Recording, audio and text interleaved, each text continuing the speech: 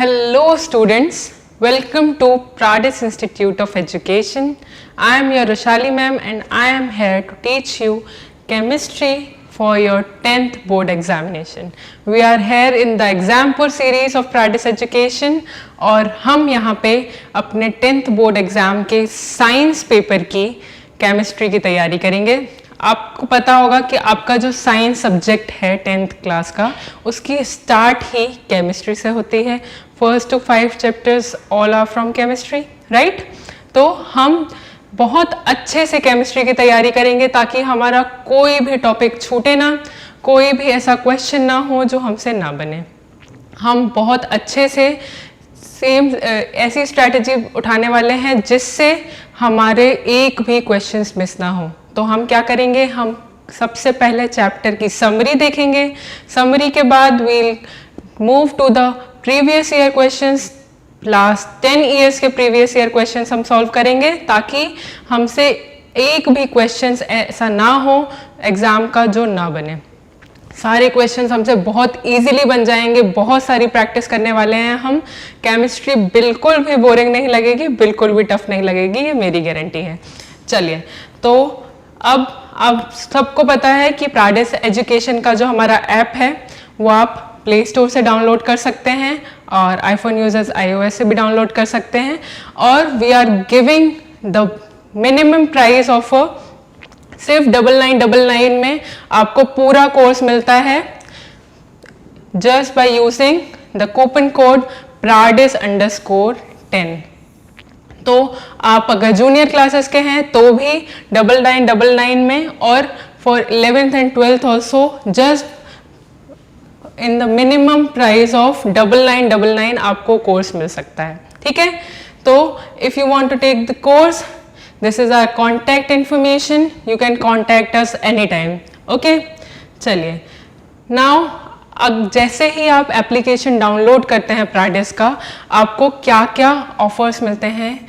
तो first of all you get classroom videos, 3D videos, lecture videos, smart board videos, recent live lectures मिलते हैं आपको, content, free solutions, practice test, worksheets and also doubt session that too with the teacher that is teaching you in your class, live classes. Okay, तो आपको ये सारे offer मिलेंगे just by the minimum price of 9999। तो जल्दी से प्राडिस education का app आप डाउनलोड कर लें। Now let's start with the chemistry lecture series of example series. तो सबसे पहले हम केमिस्ट्री की शुरुआत करने वाले हैं with our first chapter chemical reactions and equations. तो केमिस्ट्री की शुरुआत ही हम कौन से चैप्टर से करने वाले हैं, केमिकल रिएक्शंस एंड इक्वेशंस। तो इस चैप्टर में हम क्या क्या देखने वाले हैं, first of all we will see the summary of the chapter, then we will see the exercise of the chapter। NCERT के एग्जाम्पलर के क्वेश्चंस भी हम सॉल्व करेंगे ताकि कोई भी क्वेश्चंस ऐसा ना हो जो हमसे ना बने। ठीक है, सारे क्वेश्चंस इतने अच्छे से सॉल्व कर देंगे कि कोई भी क्वेश्चन अगर आपको केमिस्ट्री का पूछा जाता है तो आपसे बहुत बहुत इजीली बन जाएगा। ठीक है, चलो उसके बाद हम प्रीवियस ईयर क्वेश्चंस करेंगे। अब कौन से टाइप के क्वेश्चंस देखेंगे, सबसे पहले हम मल्टीपल चॉइस क्वेश्चंस देखेंगे 1 मार्क के, क्योंकि आपको पता है, आपने अगर देखा होगा जो CBSE ने सैम्पल लॉन्च किया है उससे सब 20 MCQs आ रहे हैं इस बार, है ना। तो सबसे पहले हम मल्टीपल चॉइस क्वेश्चंस देखेंगे, फिर 2 mark question, 3 mark question, 4 mark question will be our case study questions रहेंगे ये, तो ये भी क्वेश्चंस हम देखेंगे, और 5 मार्क्स क्वेश्चन भी देखेंगे। अब मेनली क्या होता है, केमिस्ट्री के या साइंस के जो मेनली क्वेश्चंस होते हैं वो पॉइंट वाइज आते हैं, चाहे वो 2 मार्क्स के हों, 3 मार्क्स के हों, 5 मार्क्स के हों, 4 मार्क्स के हों, सारे क्वेश्चंस जो हैं मेनली पॉइंट वाइज पूछे जाते हैं। और हर एक पॉइंट, हर एक क्वेश्चन में आपको 1 मार्क होता है। ठीक है, तो अगर आपसे कुछ भी गड़बड़ हो जाती है तो फिर आपका 1 मार्क कट हो जाता है, लेकिन ऐसी कोई भी टॉपिक हम मिस नहीं करेंगे जिससे आपका 1 मार्क कटने की भी कोई भी प्रोबेबिलिटी बचे। ठीक है, तो 100% स्कोर करना है इस बार हमें साइंस के एग्जाम में। चलिए फिर तैयारी चालू करते हैं। In this chapter, we are going to see the topics. First of all, chemical equation. Chemical equation कैसे लिखनी है, बैलेंसिंग सीखेंगे हम केमिकल इक्वेशंस की. Then we'll see the type of chemical reactions, that is combination reaction, decomposition reaction, displacement reaction, double displacement reaction, precipitation, neutralization and oxidation reduction reactions. ठीक है, चलो फिर स्टार्ट करते हैं सबसे बेसिक से, दैट इज केमिकल चेंजेस. अब ये केमिकल चेंजेस, फिजिकल चेंजेस का जो कॉन्सेप्ट है, ये हम 5th 6th क्लास से पढ़ते आ रहे हैं, है ना. 5th क्लास में 6th क्लास में हमने देखा था कि what are chemical changes, what is physical changes. हमें आइडेंटिफिकेशन आता था कि identify whether this is a chemical change और अ फिजिकल चेंज, है ना. तो सबसे बेसिक चीज़ जो हमें केमिकल चेंजेस के बारे में अगर पूछी जाए तो हम क्या बोलेंगे, when 2 or more substances combine together to form a new substance.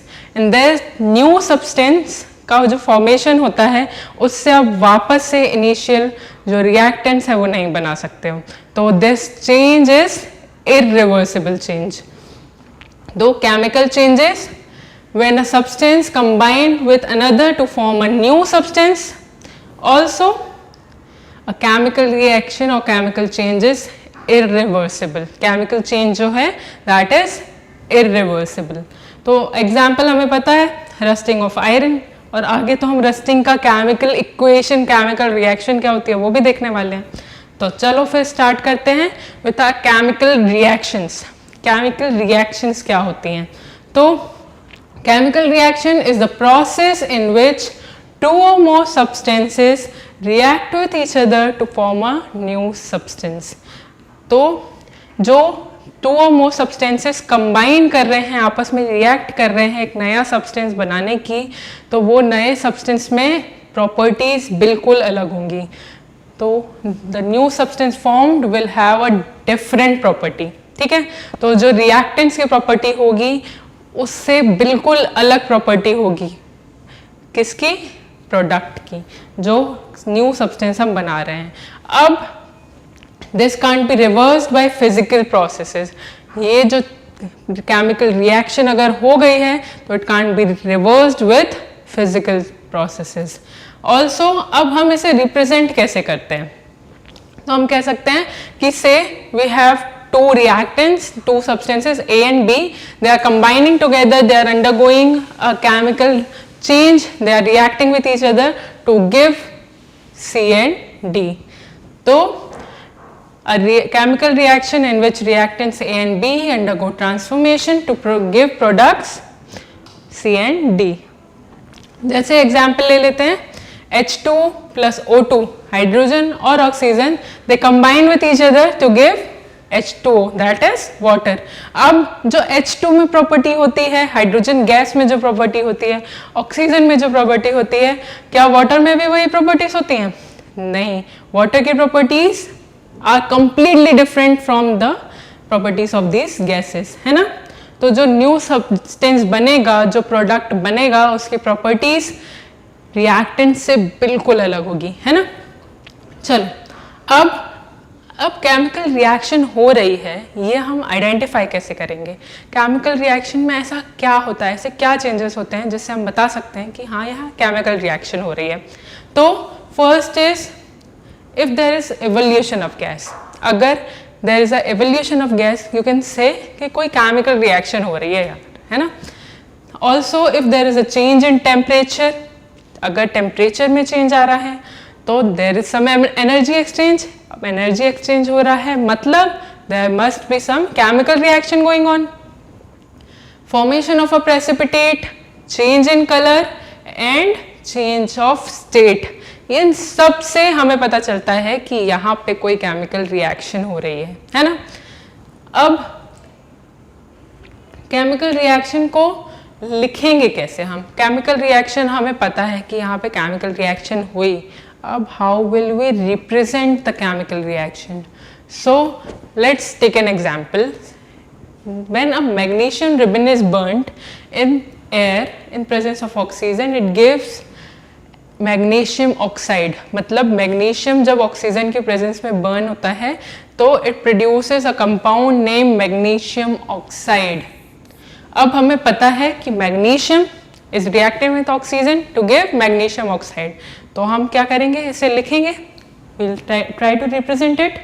तो किस तरह रिप्रेजेंट करेंगे, सबसे पहला जो बेसिक तरीका होता है for representing a chemical equation, chemical reaction is through a word equation. तो क्या करोगे आप, जो आपके रिएक्टेंट्स हैं, जो प्रोडक्ट हैं, उन्हें आप वर्ड इक्वेशन के फॉर्म में रिप्रेजेंट करेंगे, ठीक है।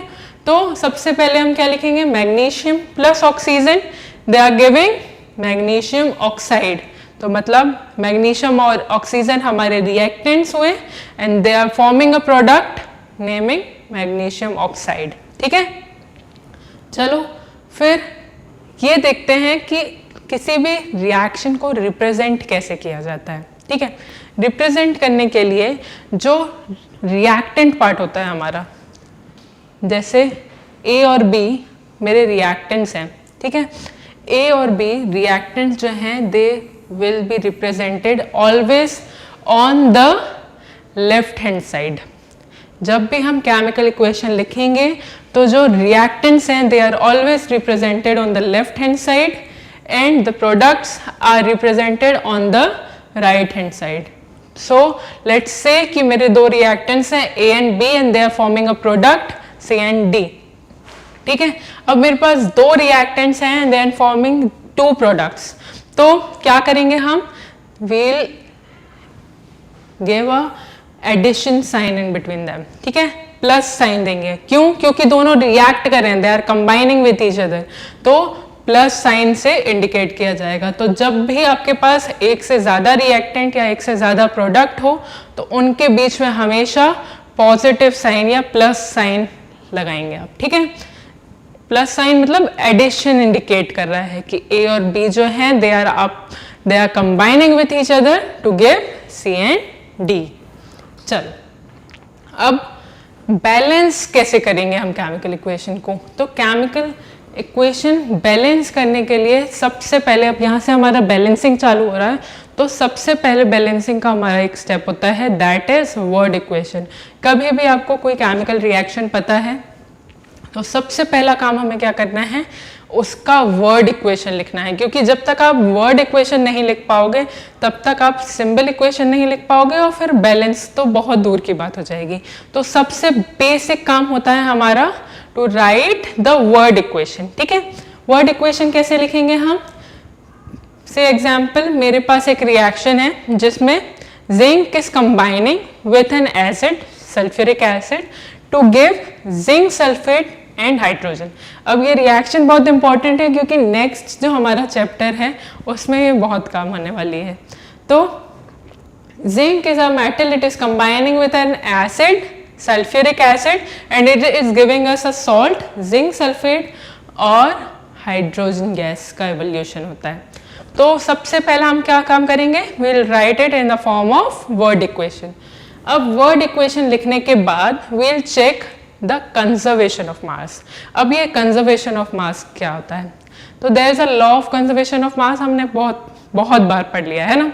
So what does it says कि mass can neither be created nor destroyed though it can be changed from one form to another।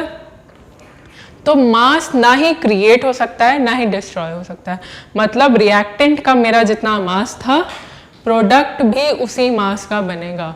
से मैंने BaCl2 और CuSO4 का सोल्यूशन लिया, आपस में रिएक्शन कराई, जो प्रोडक्ट बनेगा उन दोनों का, रिएक्टेंट और प्रोडक्ट का मास सेम होगा, कोई भी मास क्रिएट या लॉस नहीं होगा, मतलब ना मास बढ़ सकता है ना घट सकता है ना।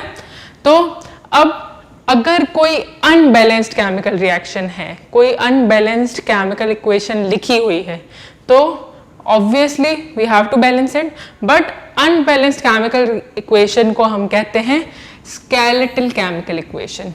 If there is an unbalanced chemical equation तो it is said that it is a skeletal chemical equation, okay। तो जनरली क्या होता है बोर्ड एग्जाम्स में, हमें एक skeletal chemical equation दी जाती है and we are asked to balance it। तो बैलेंसिंग हमें बहुत अच्छे से सीखनी है ताकि हमसे कोई भी ऐसी इक्वेशन ना हो जो हम बैलेंस ना कर पाए, ठीक है। चलो तो फिर शुरुआत करते हैं अपनी बैलेंसिंग की।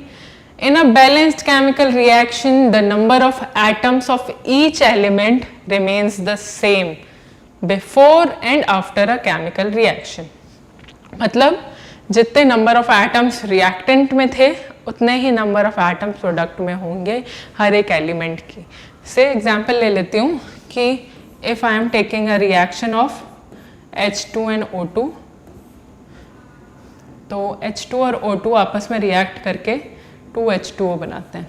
अब जितने नंबर ऑफ एटम्स हाइड्रोजन के रिएक्टेंट साइड में थे उतने ही number of hydrogen atoms product side में भी होंगे। सिमिलरली ऑक्सीजन के केस में भी होगा, जितने नंबर ऑफ एटम्स ऑक्सीजन के रिएक्टेंट साइड में थे उतने ही number of atoms product side में भी होंगे। तो हमेशा नंबर ऑफ एटम्स जो हैं वो चेंज नहीं होते हैं। ठीक है, चलो अब रिप्रेजेंटेशन कैसे करते हैं केमिकल इक्वेशन की। तो केमिकल रिएक्शन अभी हमने देखी जिंक और सल्फ्यूरिक एसिड की, they are forming a salt, zinc sulphate और H2। तो सबसे पहला काम क्या होगा, हमें स्टेट देखनी होगी, जो हमारे रिएक्टेंट्स हैं और जो प्रोडक्ट्स हैं उनकी स्टेट देखनी होगी। मतलब zinc is a metal, zinc is a metal, तो सॉलिड फॉर्म में होगा, वो सॉलिड फॉर्म में होगा। तो जब भी कोई सॉलिड है तो हम इसे स्मॉल ब्रैकेट्स में S लगाते हैं। ठीक है, तो साइड में S लगाया जाता है। If we are taking a substance which is in liquid form तो उसके लिए साइड में सिंबल दिया जाएगा L, and if it is a gas G symbol से रिप्रेजेंट करेंगे। ऑल्सो अगर हम कोई एक्वस सोल्यूशन ले रहे हैं, if there is an aqueous solution, तो फिर उसके लिए AQ लगाया जाता है। ठीक है, AQ represents the aqueous solution. अब जैसे जिंक जो है सॉलिड फॉर्म में होगा, zinc is a metal, it is combining with dilute H2SO4 acid. Dilute H2SO4 मतलब H2SO4 का सोल्यूशन इन वाटर। तो सोल्यूशन की बात कर रहे हैं तो ऑब्वियसली एक्वस सोल्यूशन, तो AQ आएगा। अब जब जिंक सल्फेट का भी सोल्यूशन फॉर्म होगा, मतलब जिंक क्या करेगा, हाइड्रोजन को रिप्लेस कर देगा, तो हाइड्रोजन गैस के फॉर्म में निकल जाएगी और जिंक सल्फेट जो है एक्वस सोल्यूशन हमें मिलेगा जिंक सल्फेट का। अब अगर गैस प्रोड्यूस हो रही है रिएक्शन में, अगर गैस प्रोड्यूस हो रही है, there is an evolution of gas, तो उसे हम अप साइड में ऐसे इंडिकेट करते हैं, मतलब गैस का एवोल्यूशन हो रहा है। And if a precipitate is form, मतलब कोई सॉलिड सेटल डाउन हो गया, तो फिर उसे किस तरह से रिप्रेजेंट करते हैं हम, बाय अ डाउन एरो, मतलब there is a settling down of solid material. ठीक है, तो ये दोनों एरो अगर आपको कहीं भी दिख जाए, दिस एरो इंडिकेट्स कि there is an evolution of gas और दिस एरो इंडिकेट्स कि there is a formation of precipitate. ठीक है, चलो अब जल्दी से देख लेते हैं कुछ steps to balance a chemical equation. तो केमिकल इक्वेशन को बैलेंस करने के लिए कुछ स्टेप्स दी गई हैं जनरल। रिएक्टेंट से प्रोडक्ट का फॉर्मेशन हो रहा है, ये तो हमें पता है, केमिकल रिएक्शन मतलब reactants are combining together to give a product. अब इसे रिप्रेजेंट कैसे करेंगे, तो सबसे पहला काम हमारा होता है to write the word equation. तो first step is the word equation is written in the formula form. जो वर्ड इक्वेशन थी हमारी उसे हम फिर फॉर्मूला फॉर्म में लिखेंगे। से हाइड्रोजन और oxygen are combining to give water, तो हम क्या लिखेंगे, हाइड्रोजन के लिए H2, ऑक्सीजन के लिए O2, and they are combining together to give H2O water. तो जो वर्ड इक्वेशन है उसे हम फॉर्मूला फॉर्म में लिखते हैं। अब to balance a chemical equation, first draw boxes around each formula so we can't change। अब दूसरा काम हमारा क्या होता है कि हमने फॉर्मूला तो लिख लिया, अब उसके अराउंड हमें बॉक्सेस बनाने होते हैं। बॉक्सेस बनाने से क्या होगा कि हम फॉर्मूला में कोई चेंज नहीं कर सकते हैं, जो भी चेंज करना है हमें, हम वो फॉर्मूला के बाहर करेंगे। Then list the number of atoms of different elements present in the unbalanced equation. Then equalize the number of atoms on both the sides of the reaction. और फिर सबसे लास्ट में हमें करना होता है we have to write the physical state of reactant and products. ठीक है, तो एग्जाम्पल से ज़्यादा समझ में आएगा, ऐसे तो समझ में आने नहीं वाला है, मुझे भी पता है. तो जल्दी से एक एग्जाम्पल ले लेते हैं. एग्जाम्पल लेते हैं हम, zinc is reacting with HCl to give ZnCl2 और H2. तो सबसे पहला काम हम क्या करेंगे, जो हमारी इक्वेशन है वर्ड जो फॉर्मूला फॉर्म की इक्वेशन है, तो फॉर्मूला के आगे आप बना लोगे बॉक्सेस. मतलब मैं इन बॉक्सेस के अंदर कोई छेड़खानी नहीं कर सकती, जो भी चेंज करना है वो मुझे बॉक्सेस के बाहर ही करना है.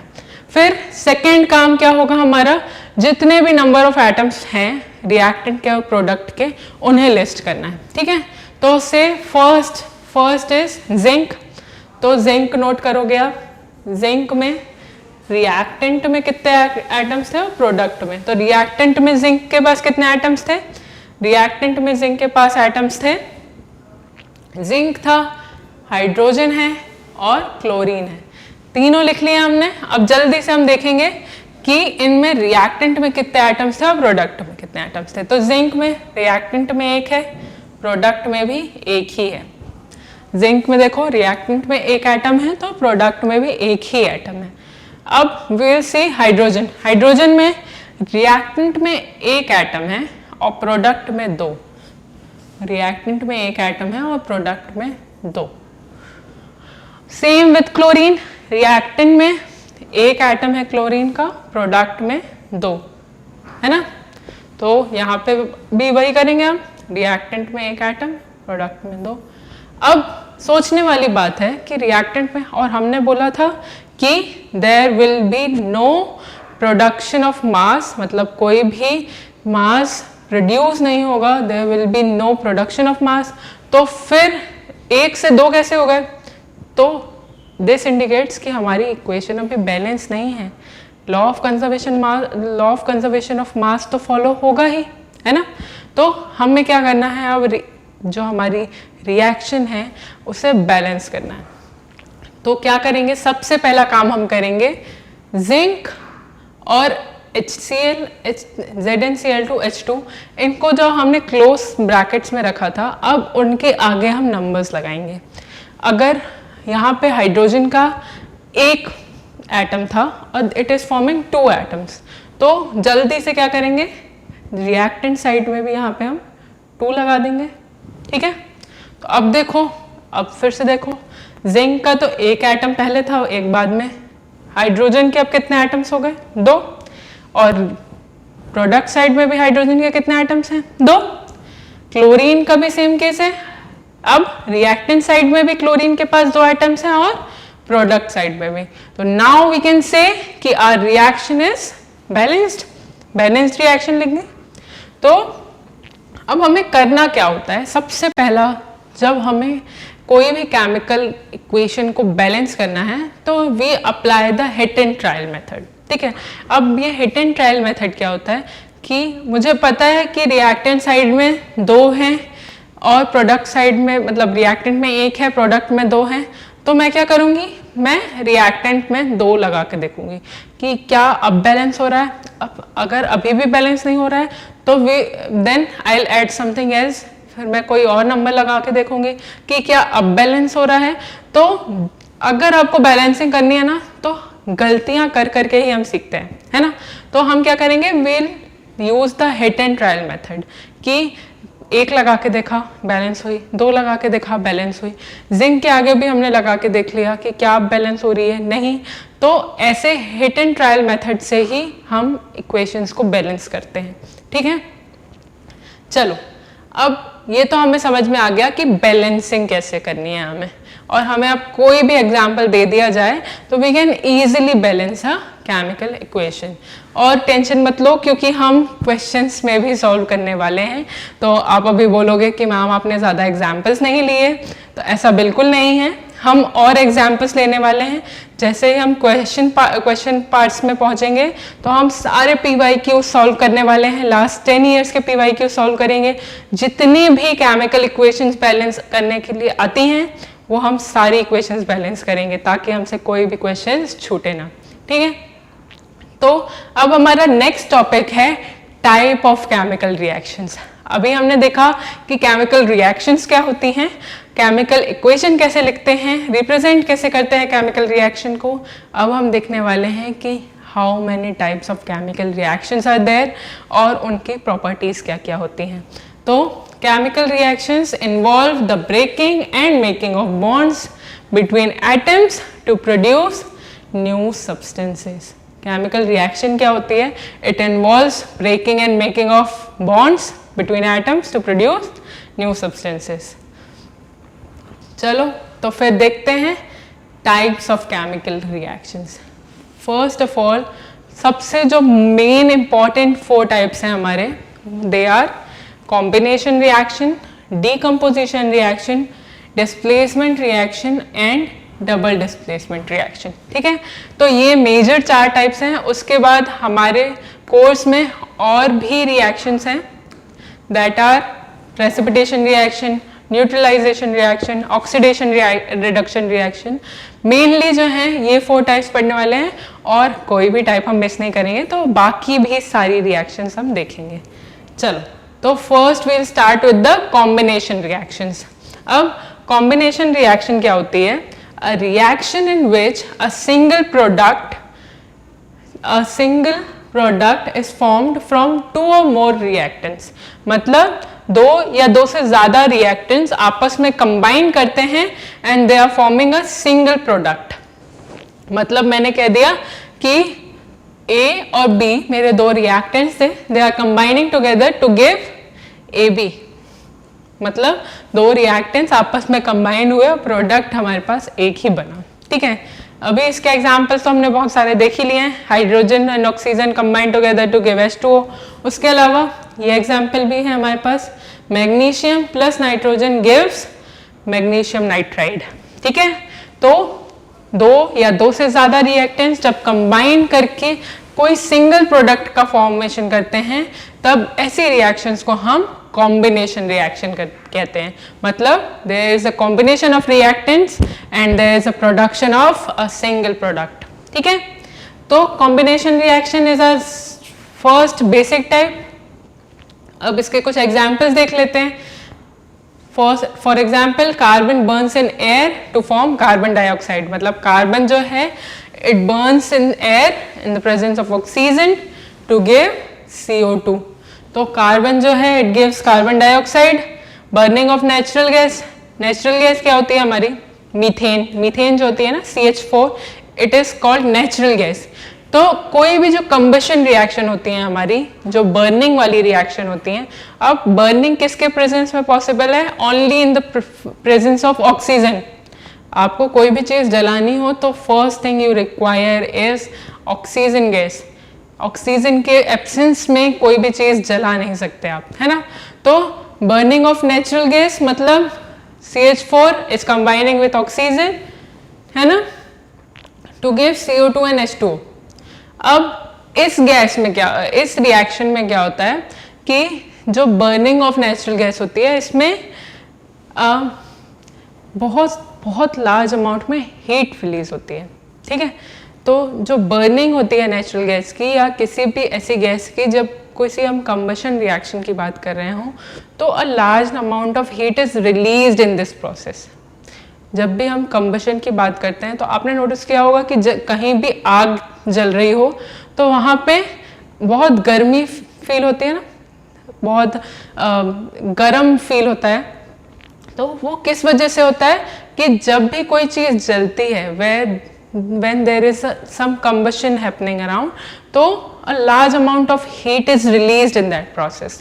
बहुत ही ज़्यादा अमाउंट में हीट रिलीज होती है और ऐसी रिएक्शंस जिनमें a large amount of heat is released, ऐसे रिएक्शंस को हम कहते हैं एक्सोथर्मिक रिएक्शंस।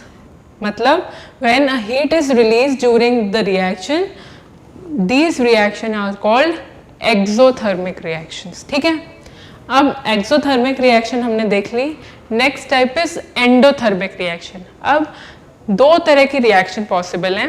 पहली जिसमें हीट रिलीज हो रही है, तो ऐसी रिएक्शन को तो हमने बोल दिया कि एक्सोथर्मिक रिएक्शंस होती हैं।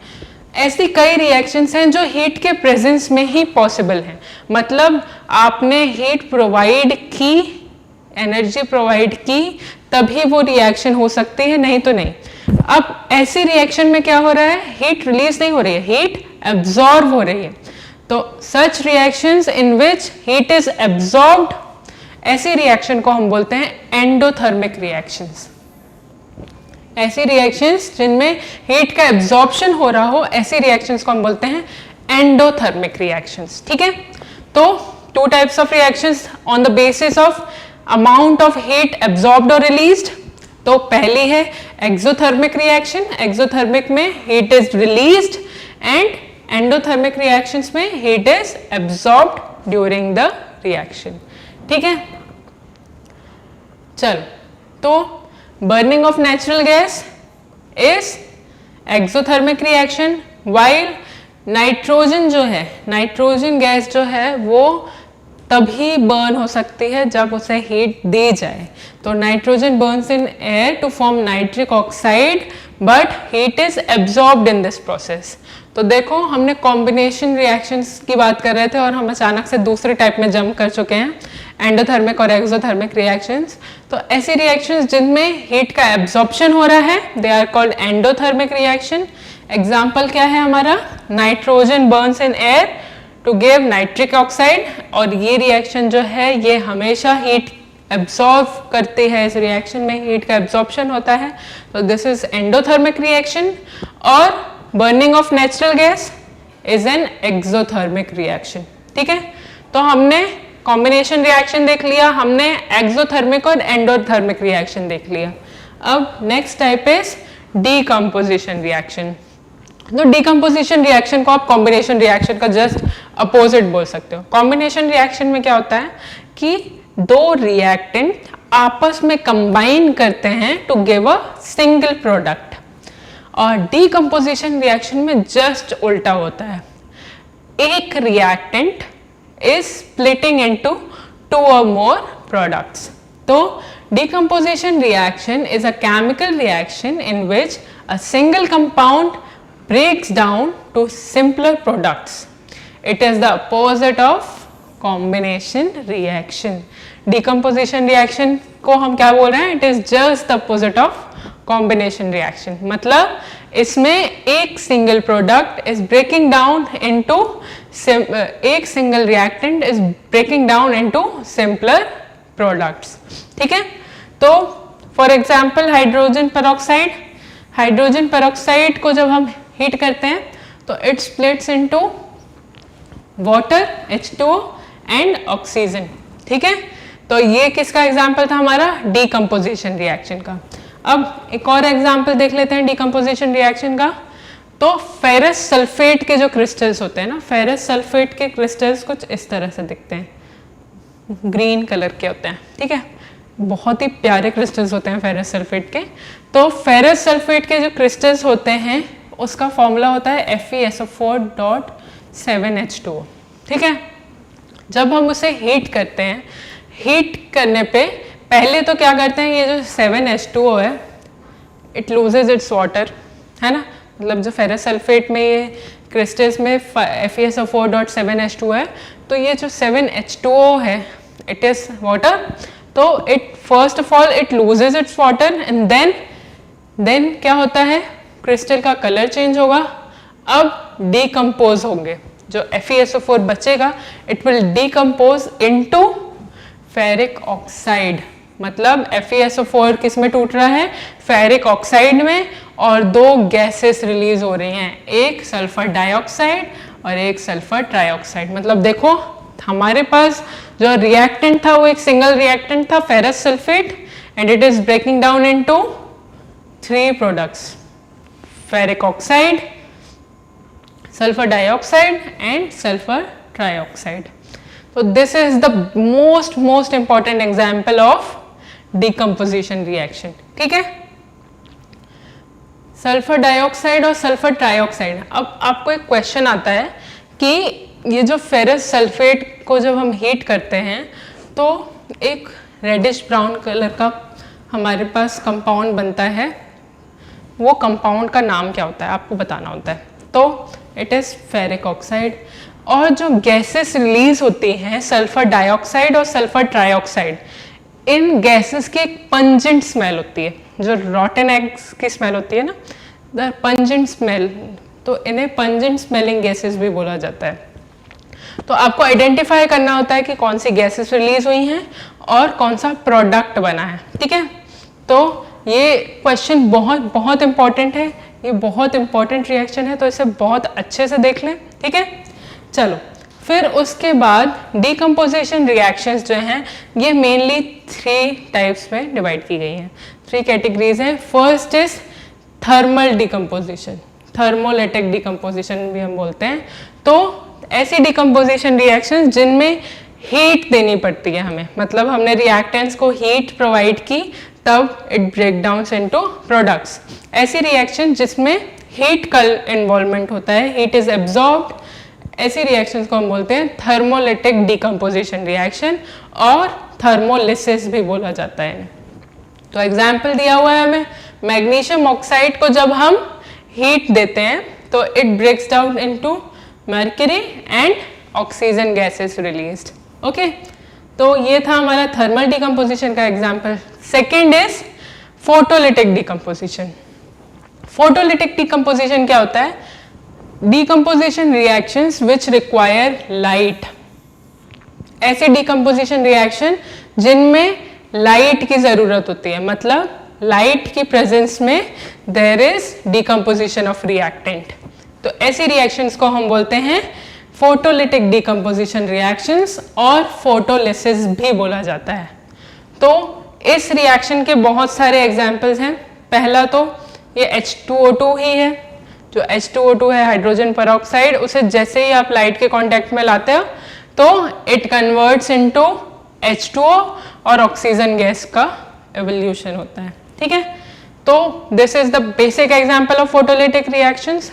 इसके बाद और भी एग्जांपल्स हम पढ़ने वाले हैं फोटोलिटिक डिकम्पोजिशन रिएक्शन के।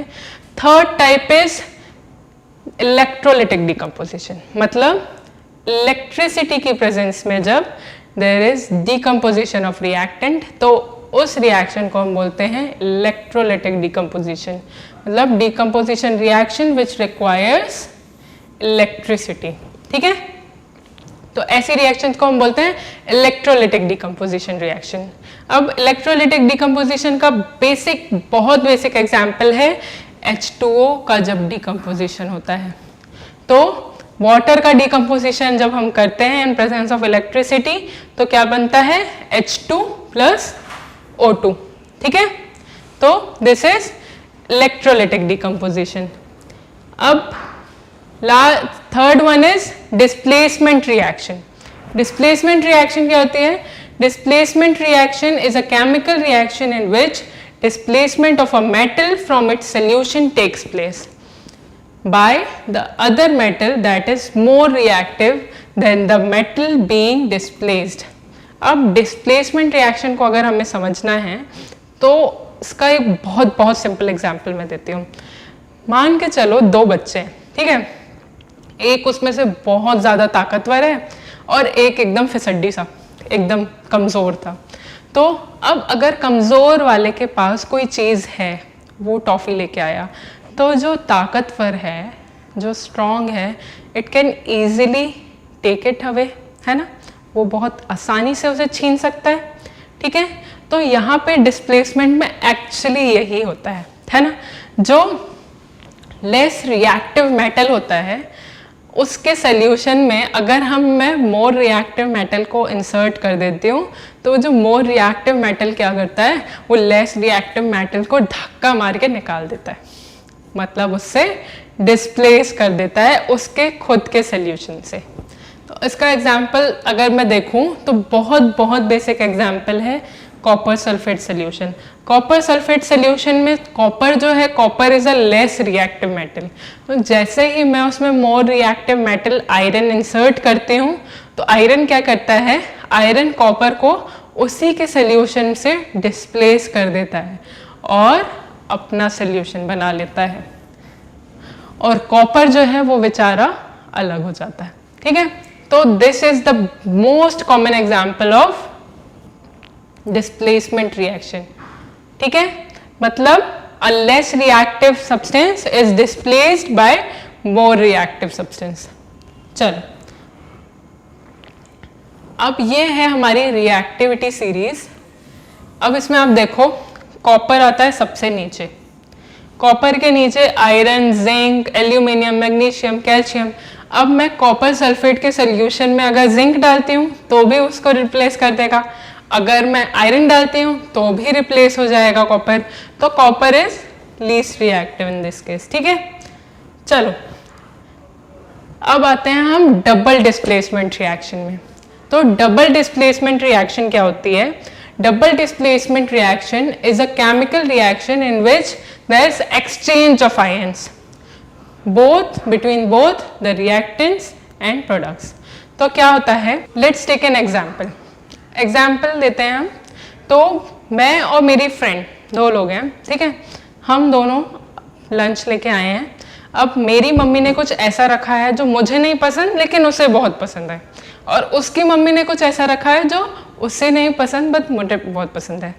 अब दोनों क्या करेंगे, दोनों आपस में एक्सचेंज कर लेंगे कि ले यार तुझे ये पसंद है तो तू ये खा ले और मुझे अपना दे दे, है ना, ऐसे दोनों खुश। तो सेम होता है डबल डिस्प्लेसमेंट रिएक्शन में। इसमें क्या होता है कि रिएक्टेंट्स जो होते हैं वो आपस में ही आयंस का एक्सचेंज कर लेते हैं और न्यू प्रोडक्ट्स का फॉर्मेशन कर लेते हैं। मतलब कुछ नहीं हो रहा है, आपस में बस आयन का एक्सचेंज हो रहा है। मतलब AB और CD आपस में रिएक्ट करके AC और BD बना रहे हैं। There is just exchange of ions. ठीक है, तो ऐसी रिएक्शंस को हम बोलते हैं डबल डिस्प्लेसमेंट रिएक्शन।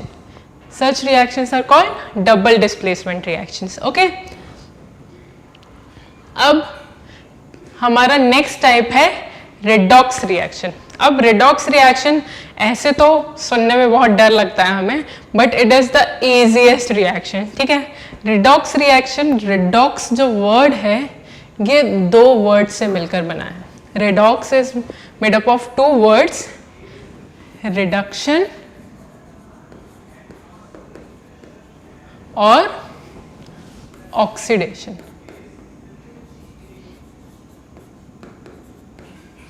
दो वर्ड से मिलकर बना है, रिडक्शन और ऑक्सीडेशन।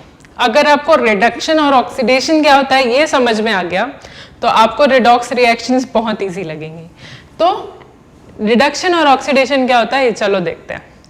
इफ देयर इज, अगर किसी रिएक्शन में मैंने दो रिएक्टेंट्स लिए, अब ऐसा रिएक्टेंट जिसमें एडिशन हो रहा है ऑक्सीजन का, ऐसा रिएक्टेंट जिसमें एडिशन हो रहा है ऑक्सीजन का in the forming of product, उस रिएक्शन को हम बोलेंगे ऑक्सीडेशन रिएक्शन। मतलब यहाँ पे अगर मैं इस रिएक्शन में एग्जांपल लूँ तो कॉपर ऑक्साइड और hydrogen they are combining together to give copper and water. मतलब यहाँ पे एक्चुअली देखोगे तो आप ये डिस्प्लेसमेंट रिएक्शन का एग्जाम्पल है।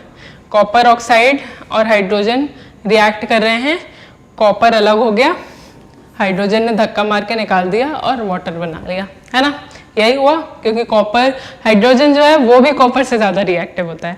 तो यहाँ पे भी डिस्प्लेसमेंट रिएक्शन है। अब इसे हम गौर से देखें तो कॉपर ऑक्साइड जो है, कॉपर ऑक्साइड से ऑक्सीजन का रिमूवल हो रहा है, ऑक्सीजन का रिमूवल हो रहा है। मतलब कॉपर ऑक्साइड के पास जो ऑक्सीजन था वो उससे निकल गया, और हाइड्रोजन के पास ऑक्सीजन का एडिशन हो रहा है। मतलब H2 था पहले और अब क्या हो गया H2O। तो इसे अगर समझना चाहें हम तो ऐसा रिएक्टेंट जिसमें ऑक्सीजन का एडिशन हो रहा है, मतलब इसमें ऑक्सीजन ऐड हो रहा है, उसे हम कहते हैं ऑक्सीडेशन। इस प्रोसेस को मैं बोलूँगी ऑक्सीडेशन। मतलब यहाँ पे H2 से H2O बन रहा है तो ऑक्सीडेशन हो रहा है, ठीक है। और कॉपर ऑक्साइड से कॉपर बन रहा है, मतलब यहाँ से ऑक्सीजन का रिमूवल हो रहा है। तो ऐसी रिएक्शंस जिससे ऑक्सीजन का रिमूवल हो रहा हो उसे हम बोलते हैं रिडक्शन। तो सिंपल है, addition of oxygen is oxidation और removal of oxygen is reduction. मतलब ऑक्सीजन अगर ऐड हुआ तो ऑक्सीडेशन और ऑक्सीजन अगर रिमूव हुआ तो रिडक्शन। अब इसे दूसरे तरीके से भी हम देख सकते हैं कि अगर there is addition of oxygen के साथ साथ there is a removal of hydrogen, मतलब एडिशन ऑफ ऑक्सीजन को तो हम ऑक्सीडेशन बोलते ही हैं, but if there is a removal of hydrogen then it is oxidation, और when there is addition of hydrogen it is reduction. तो oxidation और रिडक्शन को लिखने का अगर मैं तरीका बोलूं तो ऑक्सीडेशन मतलब एडिशन ऑफ ऑक्सीजन और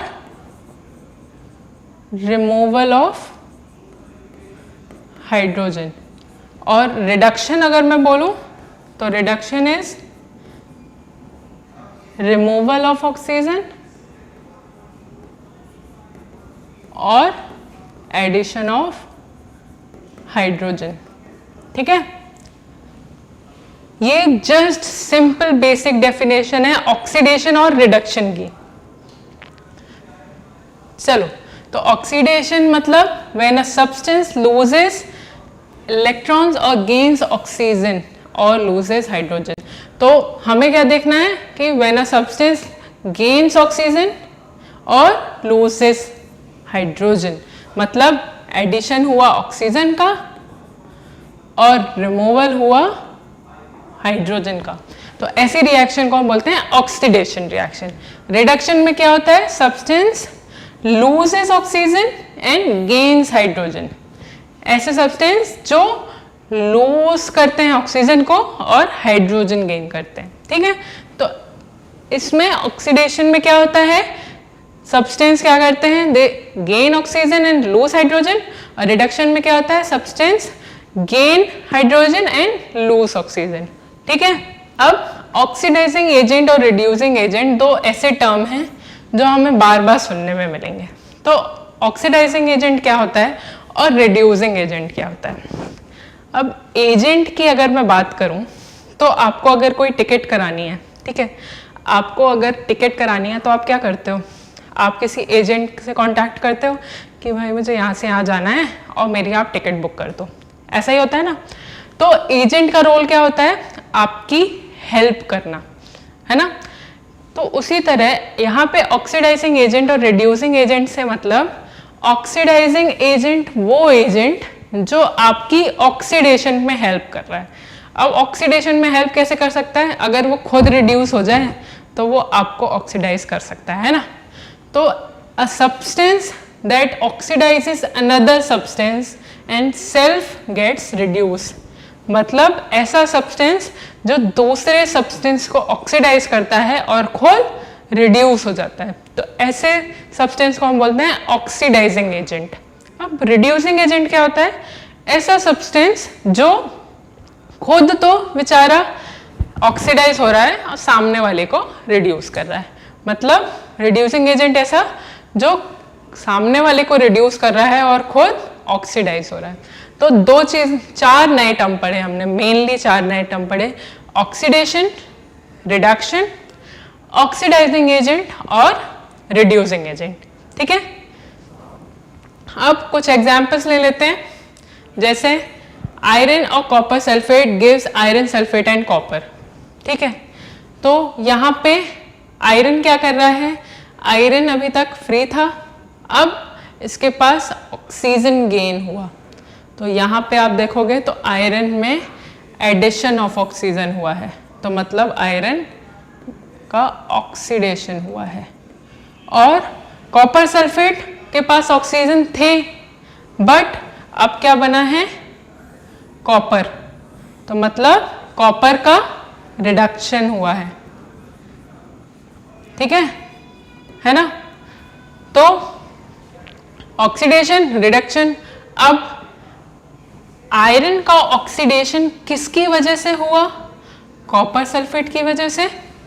आयरन का ऑक्सीडेशन हुआ है किसकी वजह से हुआ? कॉपर सल्फेट की वजह से, क्योंकि ऑक्सीजन तो उसे यहीं से मिले हैं, है ना।